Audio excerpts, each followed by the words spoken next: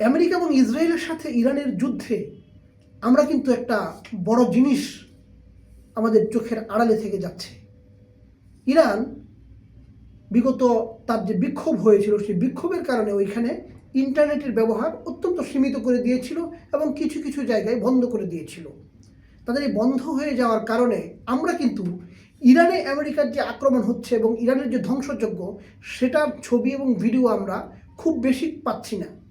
বরং তার চেয়ে ইরান যে ছোটোখাটো কিছু হামলা করছে তার পার্শ্ববর্তী দেশ, আমেরিকান ঘাঁটি এবং ইসরায়েলের উপরে, এগুলোর কিন্তু ভুরি ভুরি ভিডিও আমরা সোশ্যাল মিডিয়ায় সয়লাভ হয়ে যাচ্ছে।